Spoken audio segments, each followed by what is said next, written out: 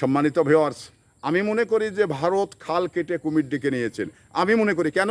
কারণ এই হাসিনা এ দেশে মানে পর্যাপ্ত খুন করেছেন এবং মামলা প্রায় 645 বা 50টি মামলা হয়েছে। তো সেই মানুষকে যখন আশ্রয় দিয়েছে, তাহলে আমি মনে করি খাল কেটে কুমির ডেকেছে। কারণ ভারতের সঙ্গে বাংলাদেশের সম্পর্ক সুসম্পর্ক এক সময় ছিল, তো এখন দূরসম্পর্ক কেন হতে যাচ্ছে? কারণ ভারতের এই বৈরী মানে আচরণেই মানে বাংলাদেশের সঙ্গে ভারতের সম্পর্কটা দ্বিমত হয়েছে। দেখুন, আমরা ভারত আমাদের বাংলাদেশের পাশাপাশি, বাংলাদেশ একটি ছোট্ট, ভারতের কাছে কিন্তু বাংলাদেশ একটি ছোট্ট রাষ্ট্র।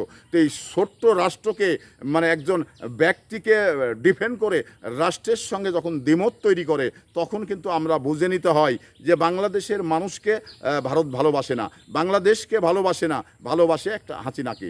তো হাসিনাকে ভালোবাসার যে কারণগুলো এখন আমি জানি না, হাসিনার সঙ্গে তাদের কি দহরম মহরম রয়েছে, কি সম্পর্ক রয়েছে, এটা কি ঠিক আমি জানি না। তবে ভারত যে খাল কেটে কুমির ডেকেছে এটা কিন্তু নিশ্চিত। কারণ বন্দি চুক্তি মানে বিনিময় যে আইন রয়েছে, সেই আইন কিন্তু ভারত লঙ্ঘন করেছে। কারণ ভারতে হাসিনা থাকার পরে ভারত যেভাবে ঘটা করে গণমাধ্যমগুলো মানে আলোচনা সমালোচনা করছে, তো তাতে করে ভারত কিন্তু পরবর্তী সময় গোটা বিশ্বের কাছে কিন্তু ধরা হয়ে যাবে। কারণ গোটা বিশ্বের কাছে কিন্তু সে মানে কালার হয়ে যাবে যে হাসিনা ভারতেই রয়েছে।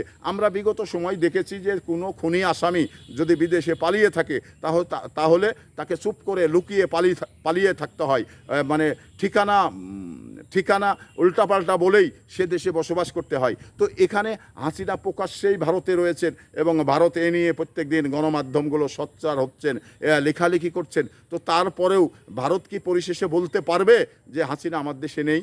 ভারতকে বলতে হবে। কারণ এই যে পত্র পত্রিকাগুলো মানে তো লেখাগুলো থেকে গেল, লেখাগুলো তো আর মুছে যাবে না। মানে মোদি মুছে যেতে পারে, লেখাগুলো কিন্তু মুছবে না, লেখা থেকেই যাবে।